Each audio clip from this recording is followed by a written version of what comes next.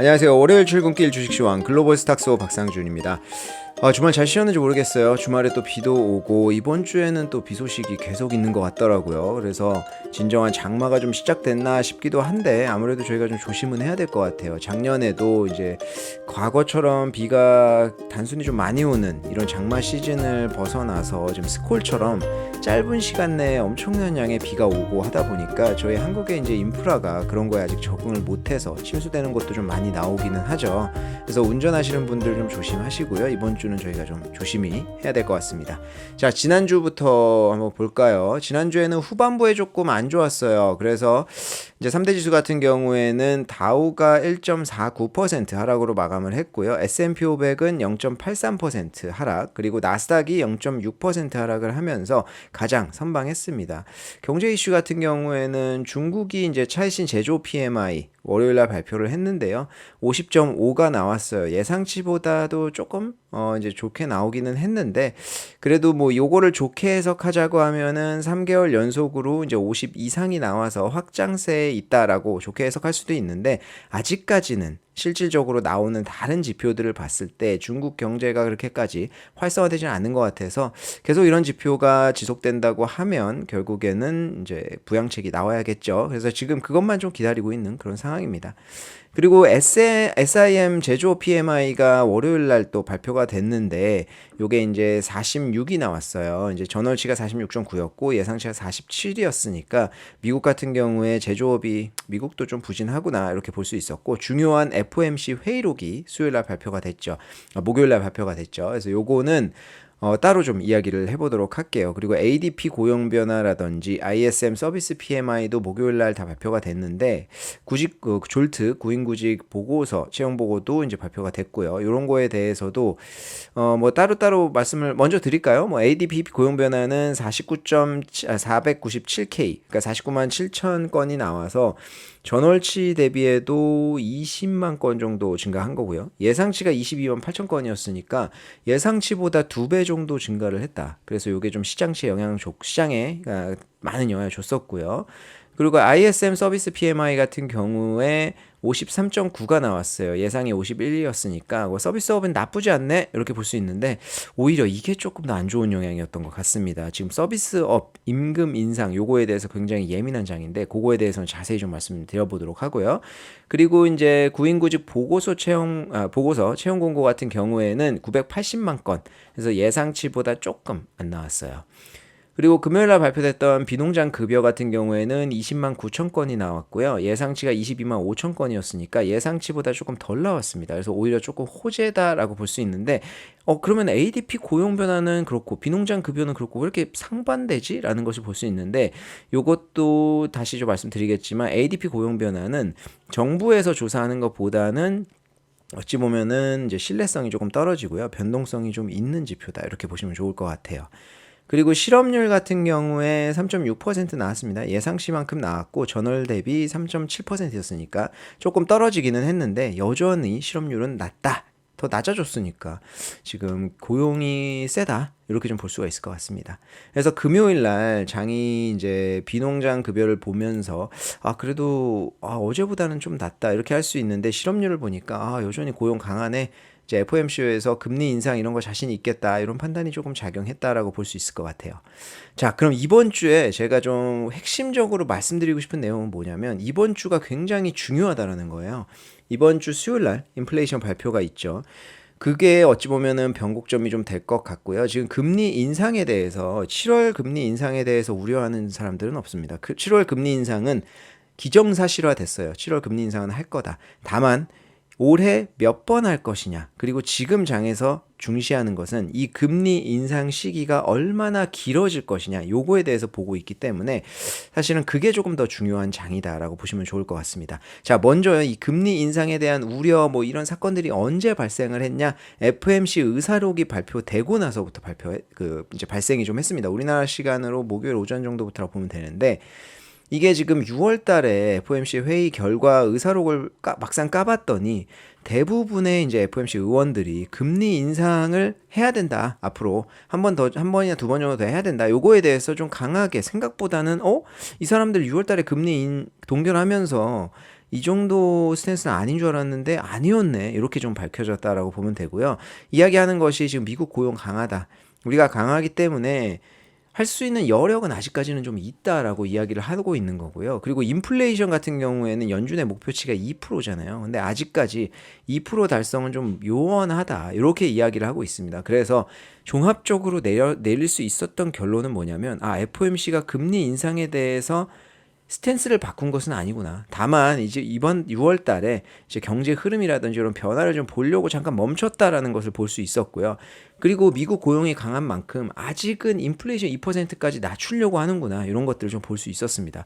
이런 게 지나가고 다음 날 ADP 고용 변화 발표됐는데 ADP 고용 변화가 뭐 시기에 따라서 경제 지표는 항상 중요하게 작용을 하고 안 하고 하는데 평소에는 뭐 중요도라고 하면 중급 정도라고 볼 수 있는 지표인데요. 이날은 거의 장을 지배했습니다. 왜냐하면 ADP 공용 변화가 정부의 발표치보다는 좀 신뢰성이 떨어지고 변동성이 심한 지표다 보니까 평소에는 저게 저렇게 나왔다고 해도 뭐 실질적으로 정부에서 발표하는 건 좀 다를 수 있어라고 생각을 하는데 이번에는 예상치보다 무려 2배 정도 상회를 한 거예요. 이게 조금 잘 나왔다고 하면 지금 같은 예민한 장에서도 정부 발표치를 보자라고 할 수 있는데 예상치보다 2배 상회해버리니까 이거 심각한데? 라는 이제 반응이 된 거죠. 그래서 이제 발표된 날 장이 이제 떨어지기 시작을 했습니다.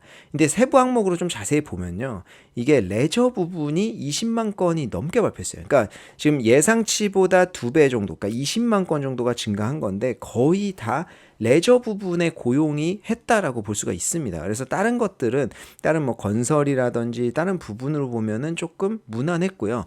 큰 그림으로 상품 쪽이랑 서비스 업 쪽이랑 보면 서비스 업종이 많이 올랐어요. 서비스 업종 내에서도 레저 부분이 많이 올랐다라고 볼 수 있습니다. 그래서 이번에 2배 오른 건 거의 레저 부분이 급등하면서다라는 결론을 내릴 수 있거든요. 그래서 제가 유추해 보면 이것은 지금 여름 성수기 시즌이 오잖아요. 그리고 우리가 지금 과거에 누적됐던 어떤 델타 항공의 언급이라든지 지금 크루즈선들의 잘 되는 거, 부킹이 더 완료된 거, 뭐 이런 것들로 예측해 볼 수 있는 것은 올 여름에 여행 수요가 굉장히 높다라는 거예요. 그래서 지금 뭐 비행기도 많이 연착되고 짐 잊어버리고 이런 것들에 대한 우려 사항들이 있잖아요. 그래서 그런 게 있는 상황이기 때문에 이런 상황에서 레저를 다들 이제 업계도 그렇게 예측을 할 테니까 단기적으로 좀 알바라든지 이제 고용을 좀 많이 늘린 거 아닌가 이렇게 예측해 볼 수가 있습니다. 그래서 이게 생각보다는 단기적인 급등일 수도 있어요. 저는 개인적으로 그렇게 생각을 하거든요.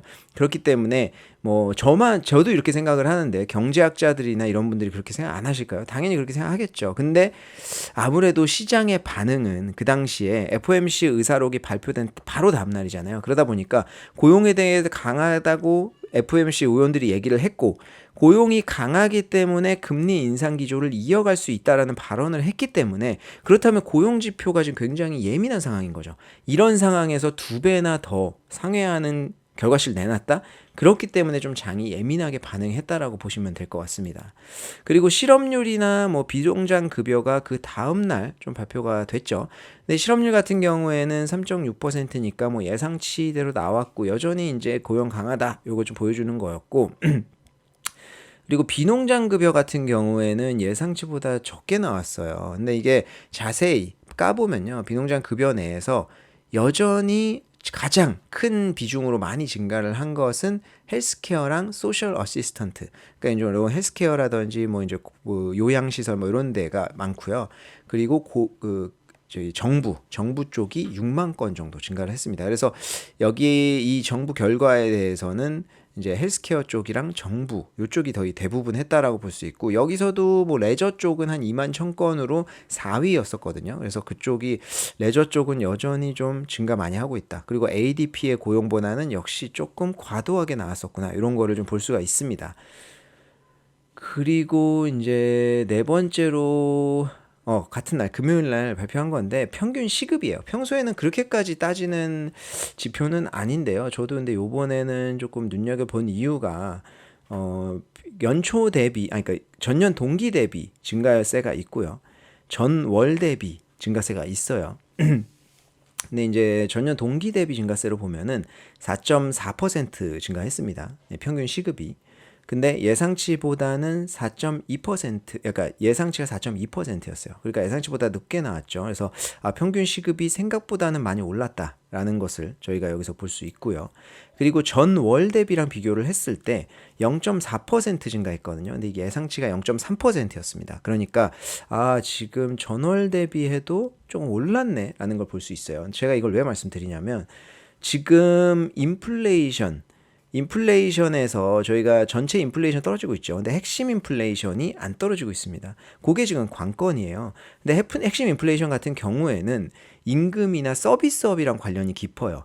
저희가 핵심 인플레이션이 뭐냐면 전체 인플레이션에서 유가라든지 변동이 심한 식품값을 뺀 거잖아요. 그래서 요거는 변동이 심하지 않은 거. 그리고 우리가 유가 지금 엄청나게 떨어지고 있는 거 압니다. 그래서 인플레이션율에 유가가 미치는 영향이 지금 그렇게 크지 않다는 거는 누구나 알고 있어요. 그럼 핵심 인플레이션에서 중요한 건 뭐냐? 서비스업의 핵심은 뭐냐? 임금이에요.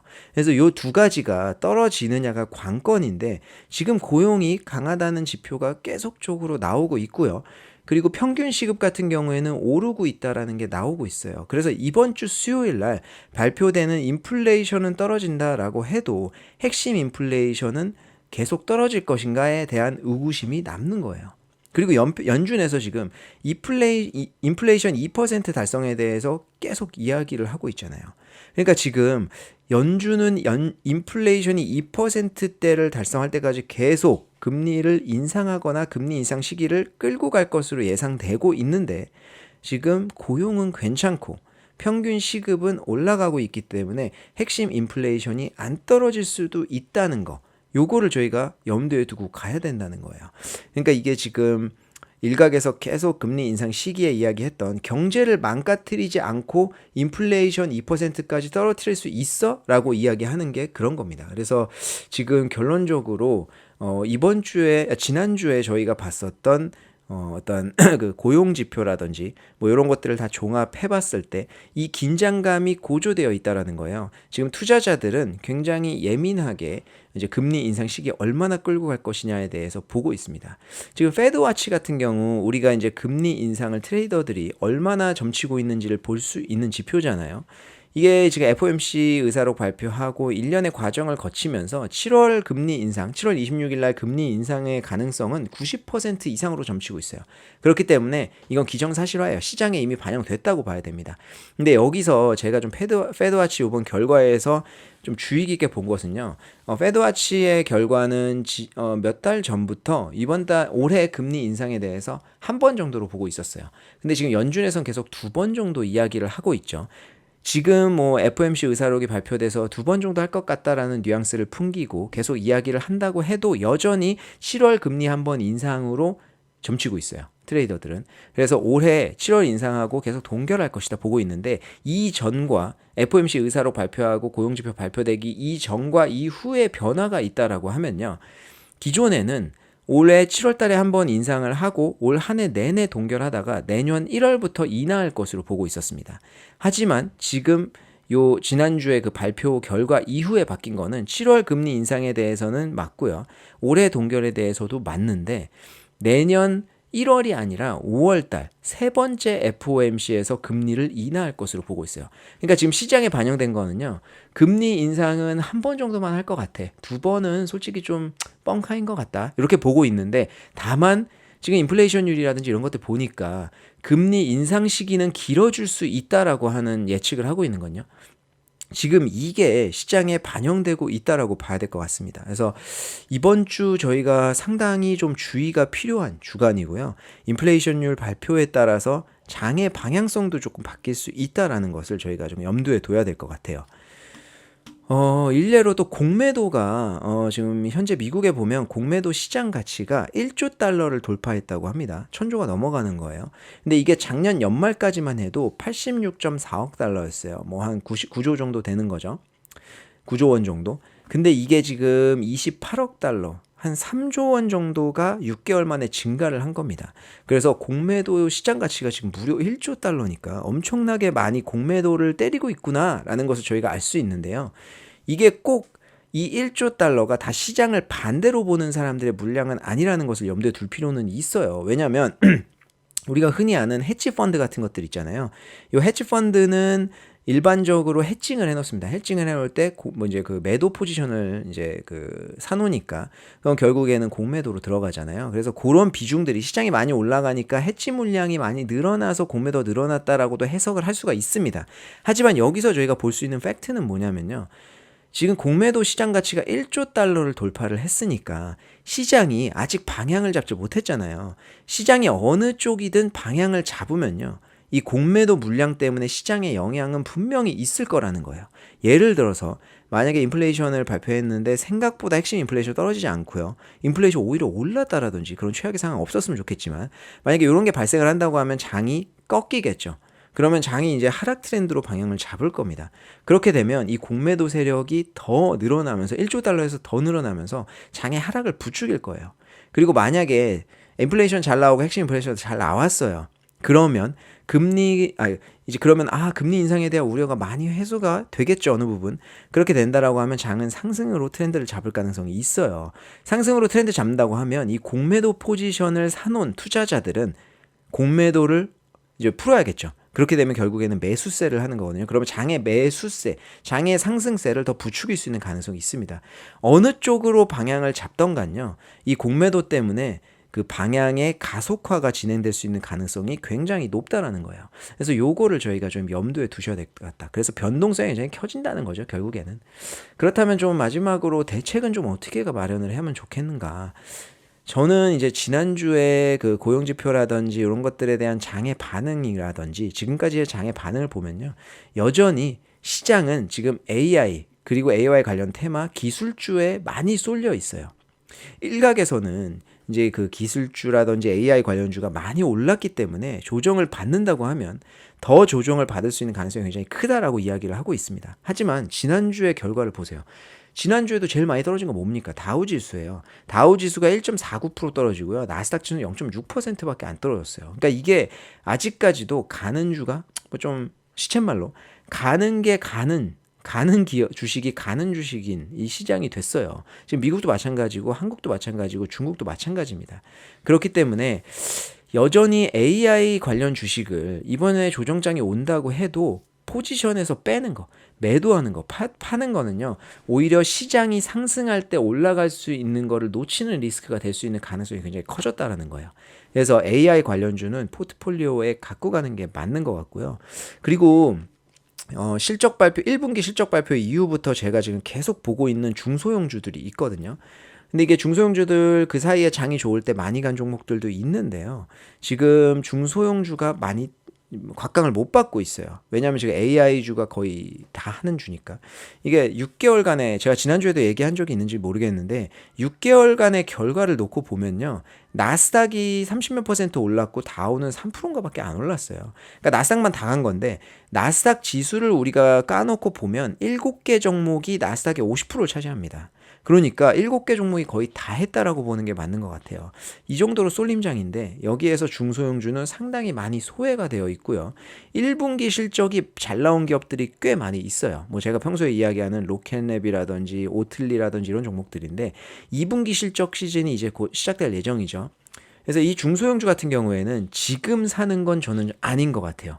다만 포트폴리오 관심 종목에 넣어놓고 봐야 될 것 같다라는 생각은 드는 게 그동안 2분기에도 실적이 많이 잘 나온다라고 하면 그동안 실적은 많이 누적이 되어 있는데 주가는 많이 못 갔을 거잖아요. 그럼 장이 호전적인 장이 됐을 때 각광을 받아서 급등할 수 있는 가능성이 저는 굉장히 높다라고 보고 있어요. 그래서 지금은 아니지만 저는 중소형주는 계속 지켜볼 생각입니다. 그래서 저는 이런 대책을 가지고 지금 포트폴리오 운영하고 있고요. 지금 같은 장에서 지금 투자하시기가 굉장히 쉽지 않을 거예요. 하지만 이번 주 인플레이션율을 보면서 조금 결정을 다시 한번 계속 수정을 해야겠죠. 뭐 이제 에러가 생기면 수정을 해야 되고 그런 게 투자의 과정 아니겠습니까?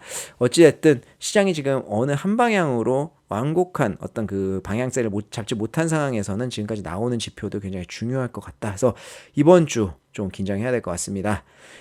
야, 뭐 얘기하다 보니까 요걸로 거의 오늘은 다 얘기를 했는데 지난주에 조금 이슈 있었던 것들이 꽤 있어요. 그 메타가 스레드라고 해야 돼요. 뭐 드레드 뭐 근데 스레드로 거의 통일이 된 것 같습니다. 이게 제일 싫어요. 이렇게 그 TH 발음 들어가는 거 한국어로 하는 거. 어찌됐든 이 메타에서 트위터의 대항마이죠. 스레드를 이제 론칭을 했는데요. 론칭하고 하루 만에 가입자가 7천만 명이 가입했어요. 좀 빠르게 말씀을 드리면 활동 사용자 수로 봤을 때 인스타그램은 활동 사용자 수가 20억 명이에요. 트위터는 3.6억 명이죠. 비교만 해도 인스타그램이 많은데 둘의 성격은 굉장히 다릅니다. 인스타그램은 흔히 말하는 뭐 좀 자랑질 뭐 이런 거 하는 데에서 시작을 해서 지금은 다양하게 정보의 습득이라든지 이런 쪽으로 사용하시는 분도 많고 활용이 되고 있지만 여전히 그쪽의 색깔이 조금 크죠. 하지만 트위터 같은 경우에는 글로 표현을 해야 되는 게 대부분이고 짧은 글로 표현을 해야 되잖아요. 굉장히 압축적으로 표현을 해야 됩니다. 그렇기 때문에 좀 어찌 보면 정치적인 성향을 띈다라고 하는 부작용도 있지만 이제 토론회 장 같은 그런 느낌이 좀 있죠. 이 두 개의 성격이 굉장히 다른 거기 때문에 경쟁자로 보기에는 조금 힘들었어요. 근데 이번에 메타에서 출시를 하면서 경쟁자가 된 거죠. 그래서 지금 일론 머스크랑 마크 저커버그랑 자꾸 현피 얘기가 나오는 거 아닙니까? 요거 출시를 시작으로 해서 지금 계속 말다툼을 하다가 근데 이제 요번에 만약에 그 메타가 스레드가 성공을 한다라고 하면은 진짜 SNS 평정하는 거죠. 그래서 굉장히 중요한 건데 왜 지금 출시를 했냐? 일론 머스크가 트위터를 인수한 이후에 지금 어찌 보면 헛발질을 좀 많이 했어요. 이게 뭐 여러 가지 이슈가 있었고 트위터 관계자들도 이거 일론 머스크가 지금 여러 개 회사를 운영을 하는데 또 트위터를 운영하면서 이거 잘할 수 있어? 라고 하는 의구심도 하나 들면서 트위터를 떠난 사람들도 많죠. 근데 결정타는 뭐였냐면 최근에 일론 머스크가 이제 트위터 사용자 등급별로 계정 이제 뭐 정보라든지 이런 게 액세스할 수 있는 숫자 제한을 놓겠다 뭐 이런 이야기를 했어요. 근데 이런 이야기가 왜 나왔냐면 AI 때문이거든요. AI가 트레이닝을 할 때 이거를 정보를 많이 습득을 해야 되잖아요. 여기서 트위터 정보를 굉장히 많이 사용하고 있다라고 해요. 근데 이제 일론 머스크 입장에서는 무료로 사용을 하는 거니까 그리고 AI 무서운 이제 위협이 된다 뭐 이런 얘기도 많이 하고 있는데 그게 진짜 위협 때문인지 아니면 본인도 AI 빨리 캐치업 해야 되니까 이런 것 때문인지는 모르겠지만 어찌됐든 여러 가지 이해관계 본인의 이제 테슬라에도 AI 접목해야 되고 이런 이해관계가 좀 섞여 있다라는 거죠. 그렇다 보니까 트위터의 AI 트레이닝으로 사용되는 것들을 좀 막으려고 이런 조치를 취하고 있는데 실질적으로 피해자는 진짜 트위터를 오랫동안 사용해 왔던 이런 사람들인 거예요. 이런 사람들이 봤을 때는 어이가 없죠. 그러다 보니까 그 발언이 나오고 나서 경쟁자 블루스카이라고 하는 앱이 있는데 요것도 경쟁사거든요. 요거는 잭 돌시라고 이제 그 트위터의 공동 창업자인데 이 사람이 트위터 팔고 나가서 만든 거예요. 요거는 이제 블록체인 기반, 요거는 좀 뭐 따로 이제 말씀을 드리겠지만 어찌됐든 블루스카이가 뭐 가입자가 작년 11월에 이제 만들고 나서 한 5만 명 정도 6개월 만에 돌파했으니까 그렇게까지 많은 건 아니거든요.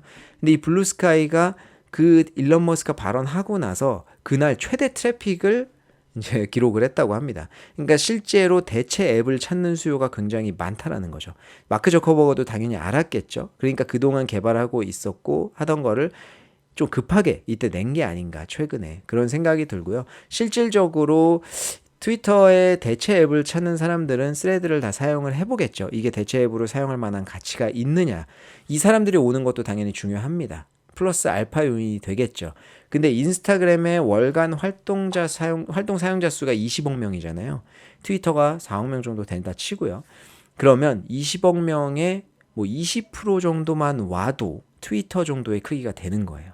지금 7천만 명 정도 왔다고 하니까 그 하루 만이니까 솔직히 엄청 빠르다고 할 수 있고요. 앞으로 이 얼마나 유입되냐의 수치를 봐야겠지만 이게 트위터에 상당한 위협은 될 수 있을 것 같다라는 생각이 듭니다.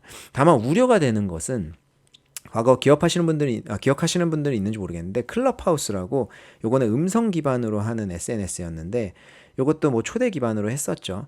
한때 여의도에서도 난리였어요. 초대장 좀 줘라. 뭐 그들만의 리그 같은 느낌도 있고 뭐 소위 잘 나가는 사람들은 다 가야 되는 막 이런 느낌이 있었는데 이제 찻잔 속의 폭풍이었었죠. 잠깐 이제 인기 끌다가 최근에는 많이 죽었는데 이런 것처럼 될까라는 하는 우려도 있고요. 그리고 스레드가 지금 처음 출시한 건 아니에요. 과거 몇 년 전에 그 메시지 앱으로 해가지고 스레드가 나온 적이 있었는데 그거 폭망했어요. 2년 만인가 접었는데 그거를 다시 이제 수정해가지고 낸 거거든요. 그래서 그런 우려들이 좀 있는데 아무튼 저희가 지금 봐야 될 거는요. 첫 번째로는 이제부터 수치가 계속 나올 겁니다. 얼마나 가입이 되고 있는지 이 수치 꼭 봐야 될 것 같고요. 두 번째로는 트위터에서 잘 나가는 인플루언서들 영향력 있는 사람들 뭐 옐런 의장이라든지 이런 사람까지 쓰니까 이런 사람들이 그 스레드로 유입이 되는지 굉장히 중요해요. 그런 사람들이 유입이 돼야 스레드가 질이 좋은 그 이제 문자형 SNS가 될 거예요. 만약에 그런 사람들이 지금 스레드 들어가서 한번 보세요. 지금은 그냥 진짜 막말이거든요. 근데 그런 사람들이 들어와야 이쪽이 정착할 겁니다. 그래서 이 두 가지가 제일 중요해요. 개인적으로 일론 머스크랑 마크 저커버그가 진짜 현피 뜨는 건지 이것도 좀 궁금하긴 하네요. 만약에 진짜로 만약에 저는 상상도 해봤어요. 둘이 현피 뜬다. 그럼 어떤 주식이 수혜를 볼까? 일론 뭐 테슬라일까? 아니면은 뭐 메타일까? 누가 이기냐 지냐에 따라서. 근데 저는 이제 이런 결론을 내렸습니다. 제일 수혜를 보는 거는 UFC가 주최하지 않을까 싶거든요. UFC 관련 주식이고요.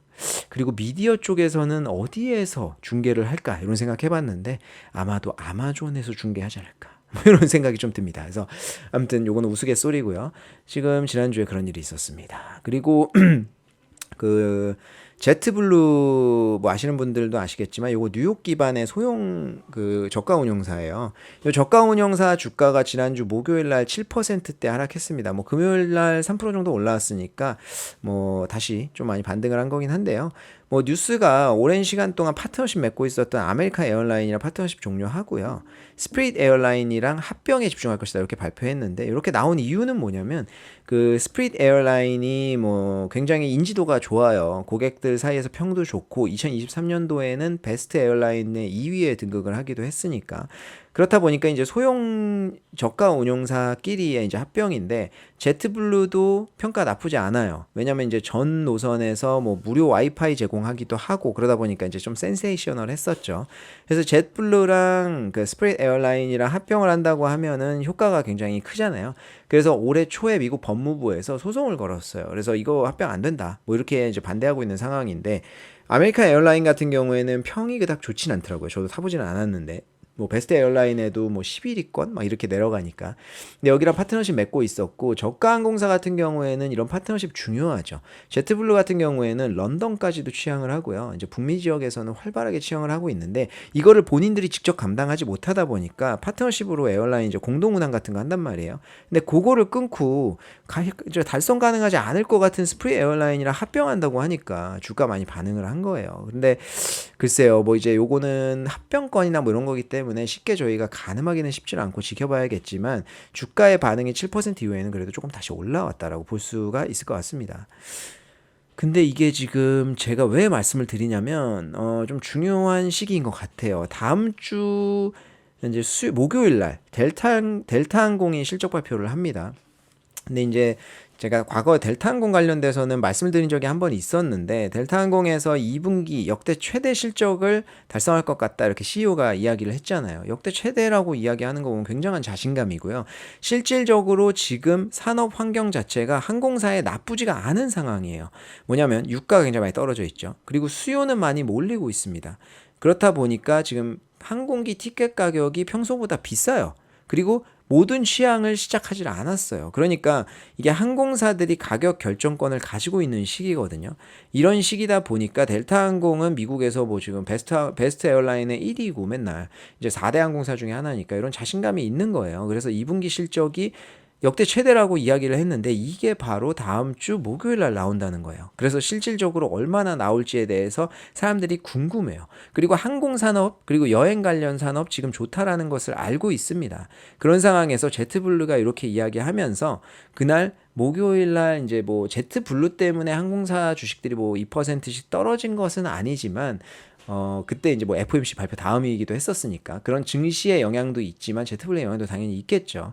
그래서 항공산업 좀 좋고 델타산업 실적 잘 나올 것 같은데 쟤를 살짝 뿌려놨어요. 그래서 조금 조정을 받았다라는 것이죠. 그래서 지금 다음 주 목요일 날 실적이 진짜로 잘 나온다고 하면 항공산업에 대한 자신감이 다시 올라갈 수 있는 가능성이 있겠죠.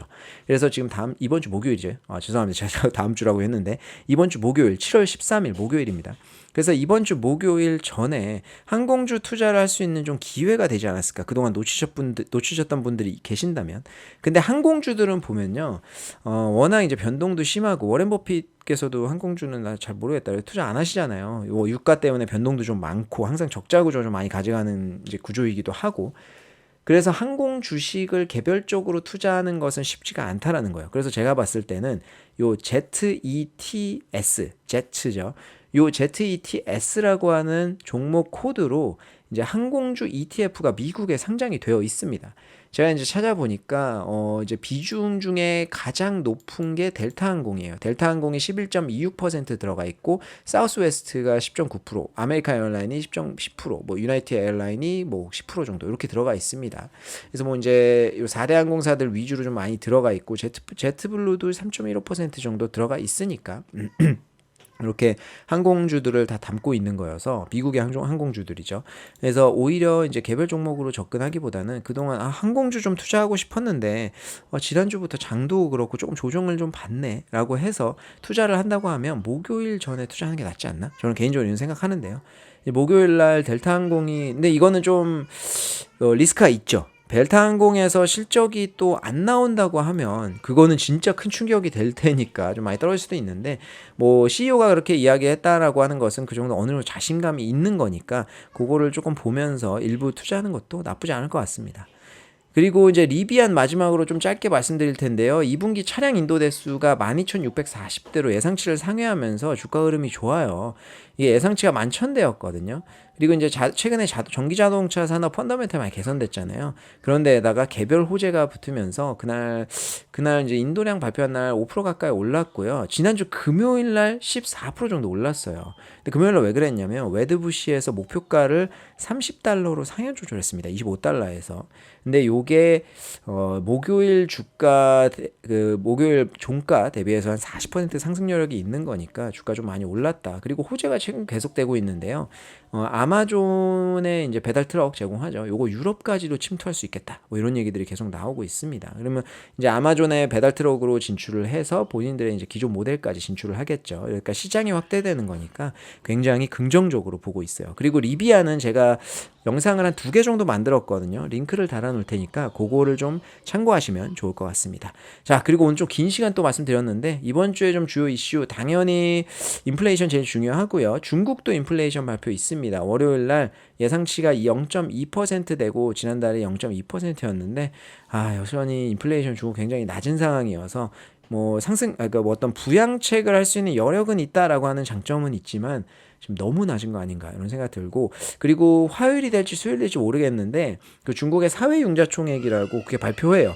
전체 그 대출에 대해서 종합한 수치인데 요게 이제 지금 그렇게까지 높지가 않거든요. 상승 폭이.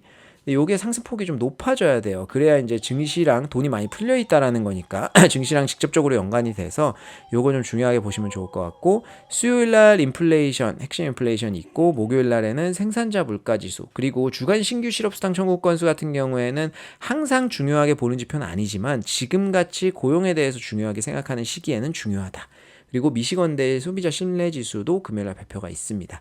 그리고 이제 목요일 날에는 델타항공 실적 발표 있고요. 금요일 날 금융주 실적이 발표가 되고 있어요. 뭐 JP모건, 웰스파고, 블랙락 그리고 뭐 퍼스트 리퍼블릭 같은 이제 뭐 문제 있었던 것들 다 발표가 있기 때문에 지금 2분기에 그럼 우리 뭐 SVB 사태 문제 많았었잖아요. 요것들에 대한 실질적인 검증 기간 이렇게 좀 보시면 좋을 것 같아서 인플레이션 발표가 무사히 지난다고 해도 금융주 실적도 발표 어떻게 되느냐에 따라서 중요할 것 같습니다. 그래서 이번 주 중요한 일도 많고 비도 많이 온다고 하는데 다들 조심하시고 또 성투하시기를 바라도록 하겠습니다. 자, 그럼 이번 주도 화이팅 하시고요. 저는 물러가도록 하겠습니다. 감사합니다.